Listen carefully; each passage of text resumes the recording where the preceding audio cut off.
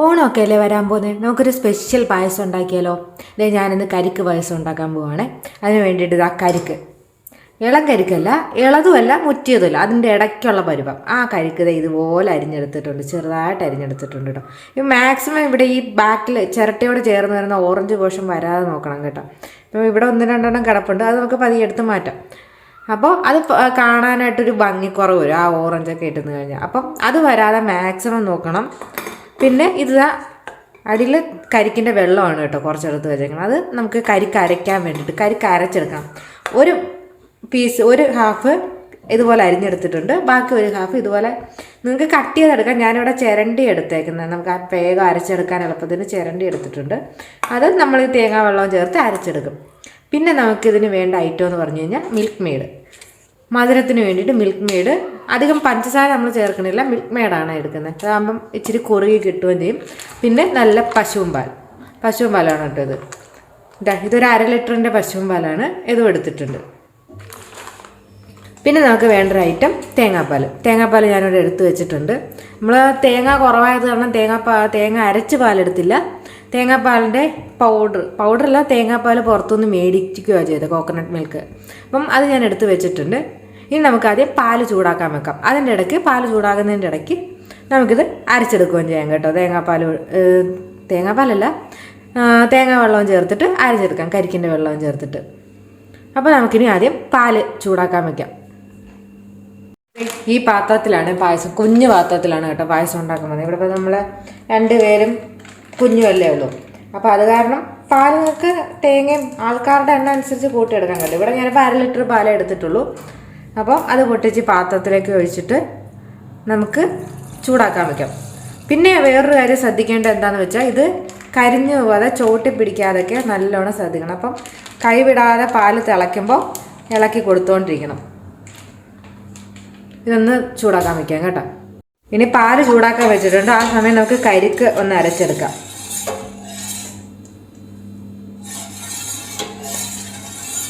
പകുതി കരിക്കാണ്, കരിക്കിൻ്റെ പകുതി അരിഞ്ഞും എടുത്തു, പകുതി ഇതുപോലെ അരയ്ക്കാനും എടുത്തിട്ടുണ്ട്. ആദ്യം വെള്ളം ചേർത്ത് അരയ്ക്കുന്നില്ല, കരിക്കും വെള്ളം ഒന്ന് ജസ്റ്റ് ഒന്ന് ഇത് കറക്കി എടുത്തതിന് ശേഷം നമുക്ക് വെള്ളം ചേർത്ത് അരയ്ക്കാം. അപ്പോൾ അതേ നമ്മൾ അരച്ചുകൊണ്ട് വന്നിട്ടുണ്ട്. നല്ലോണം പേസ്റ്റ് പോലെ ഒന്നും അരച്ചിട്ടില്ല, അതേ ചെറിയ ചെറിയ തരികളൊക്കെ ഉണ്ട് കേട്ടോ, അങ്ങനെയാണ് അരച്ചേക്കണം.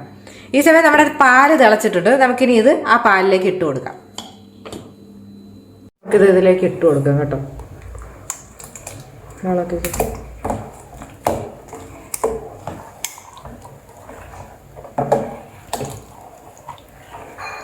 കരിക്കിൻ്റെ വെള്ളം കൂടെ ചേർത്താണ് അരച്ചേക്കണേ.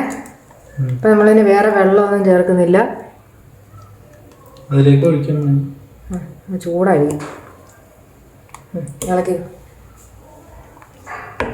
നമുക്ക് ഇതിലേക്ക് ഇട്ട് കൊടുക്കേണ്ടത് നമ്മുടെ അരിഞ്ഞു വെച്ചേക്കുന്ന കരിക്കിൻ്റെ പീസ്. അത് വേഗണ്ടേ, അത് കാരണം ഇത് നേരത്തെ ഇട്ട് കൊടുക്കണം. അപ്പം ഈ പാല് കുറുകി വരുന്നതിൻ്റെ ഒപ്പം നമ്മുടെ ഈ കരിക്കിൻ്റെ പീസും കൂടെ വെന്ത് കറക്റ്റായിട്ടിരിക്കും.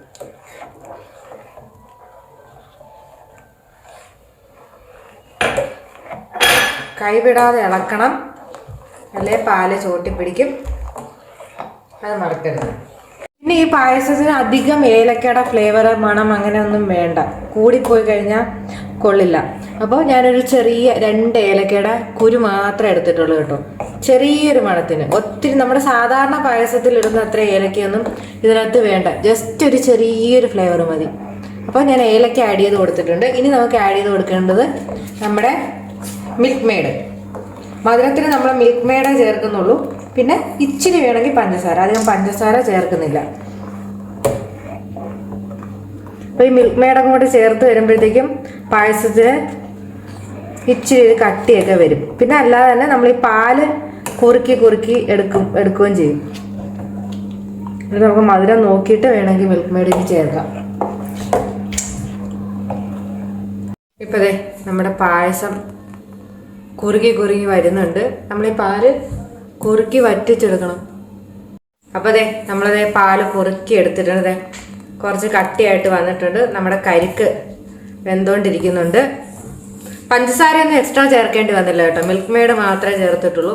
അപ്പം മിൽക്ക് മെയ്ഡൊക്കെ ചേർത്തിട്ട് ഈ കളറൊന്നും മാറിയില്ലേ പാലിൻ്റെ, കളർ മാറിയിട്ടുണ്ട്, കുറുകി വരുന്നുണ്ട്. ഇനി ഇത് കുറച്ചുകൂടെ നമുക്കൊന്ന് ഇട്ട് വറ്റിക്കാം. വറ്റിച്ചതിന് ശേഷം വേണം തേങ്ങാപ്പാൽ ഒഴിക്കാം. തേങ്ങാപ്പാൽ ഇട്ട് ഒഴിച്ചതിന് ശേഷം നമുക്ക് തിളപ്പിക്കാൻ പറ്റാത്ത കാരണം തേങ്ങാപ്പാൽ ഒഴിച്ച് ചെറുതായിട്ടൊന്ന് ചൂടാക്കി എടുത്താൽ മതി. അത് കാരണം അതിന് വേണ്ടിയിട്ട് കുറച്ചുകൂടെ ഈ പാലൊന്ന് വറ്റിച്ചെടുക്കാം. ഈ പായസം സാധാരണ പായസം പോലെ നല്ലോണം കുറുകി കട്ടിയായിട്ടൊന്നും ഇരിക്കത്തില്ല കേട്ടോ. ചെറിയൊരു കുറുകലേ ഉണ്ടാവുള്ളൂ. കരിക്ക് പായസമല്ലേ. പിന്നെ പഴയതുപോലെ മറ്റേ എണ്ണ, മറ്റേ എന്തുവാ അണ്ടിപ്പരിപ്പ്, മുന്തിരി അതൊന്നും ഇതുപോലെ നെയ്യിൽ വറുത്തൊന്നും ഇതിനകത്ത് ചേർക്കില്ല. ആ ഒരു ചെറിയൊരു ഫ്ലേവറിനുള്ള ഏലക്ക മാത്രമേ നമ്മൾ ഇതിനകത്ത് ചേർക്കുള്ളൂ.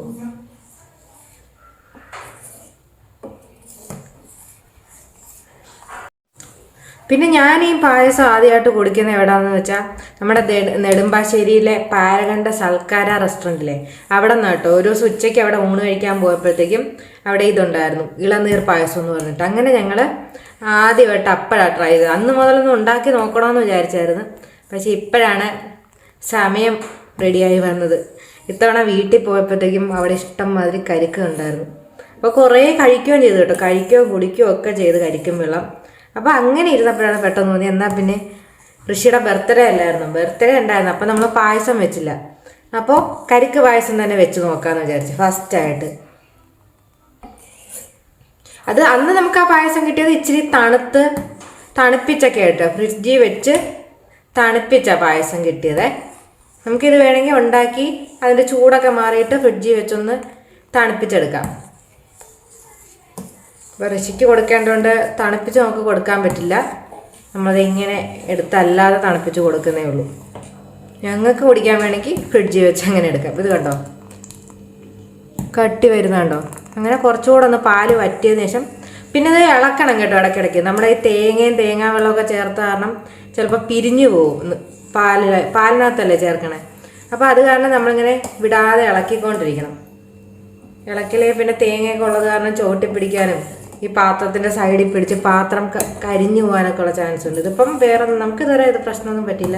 ഞാനത് കണ്ടിന്യൂസ് ആദ്യം മുതൽ ഇളക്കിക്കൊണ്ടിരിക്കുവാണ്. ഇളക്കാനായിട്ട് ഇവിടെ ചേട്ടനെയും പിടിച്ച് നിർത്തിയിട്ടുണ്ടായിരുന്നു കുറച്ച് നേരം. ഇപ്പം നമുക്കിതൊന്ന് കുറച്ചുകൂടെ സിമ്മിലിട്ടാണ് കേട്ടോ ചെയ്യണേ.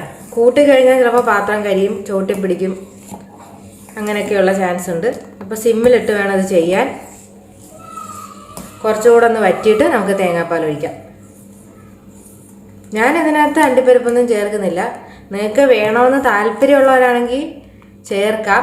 ഞാനിപ്പോൾ അന്ന് അവിടെ പോയി കഴിച്ചപ്പോൾ അതിനകത്ത് അണ്ടിപ്പരിപ്പും നെയ്യും അങ്ങനെയൊന്നും ഇല്ലായിരുന്നു. അതിൻ്റെ ഒരു ഇതിലാണ് ഞാൻ പിന്നെ അതൊന്നും ചേർക്കുന്നില്ല എന്ന് വെച്ചാൽ. കണ്ടോ, ഞാനിന്നൊന്ന് ഇളക്കട്ടെ. ഇളക്കി കഴിഞ്ഞ് ഇനി അടുത്ത് തേങ്ങാപ്പാൽ ചേർക്കുമ്പോൾ കാണിച്ചു തരാം.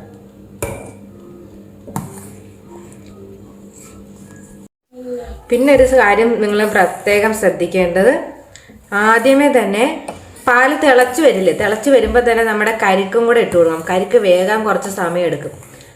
അപ്പോൾ അതും ആദ്യം തന്നെ, ഇതിപ്പോൾ എൻ്റെ കരിക്ക് വേകാറായി, ആദ്യം തന്നെ ഇട്ട് കൊടുത്താൽ അല്ലെങ്കിൽ അത് ലേറ്റായി കഴിഞ്ഞാൽ പിന്നെ കറിക്കിങ്ങനെ വേകാതെ പച്ച ചൊവയായിട്ട് കിടക്കും. ഇതിപ്പോൾ നമ്മുടെ കരിക്ക് വേവിച്ചെടുക്കാൻ വേണ്ടിയിട്ട് നമ്മൾ ആദ്യമേ തന്നെ കരിക്ക് ചേർക്കണം. അരിഞ്ഞു വെച്ച കരിക്കില്ലേ അത്. അപ്പോൾ അതെ നമ്മുടെ പായസം നല്ലോണം വറ്റിയിട്ടുണ്ട് കേട്ടോ. ഇനി നമുക്ക് തേങ്ങാപ്പാൽ ഒഴിക്കാം. ഇത് സിമ്മിലിട്ടിട്ട് വേണം തേങ്ങാപ്പാൽ ഒഴിക്കാൻ. തേങ്ങാപ്പാൽ ഒഴിച്ചിട്ട് അധികം തിളപ്പിക്കണ്ട. അത് കാരണം സിമ്മിലിട്ടിട്ട് തെറിച്ചൊക്കെ തുടങ്ങി. ഇപ്പം നമുക്ക് നമ്മളെ തേങ്ങാപ്പാൽ ഒഴിക്കാം. മൊത്തം തേങ്ങാപ്പാൽ ഒഴിക്കുകയാണ്. നല്ല കട്ട തേങ്ങാപ്പാലാണ്.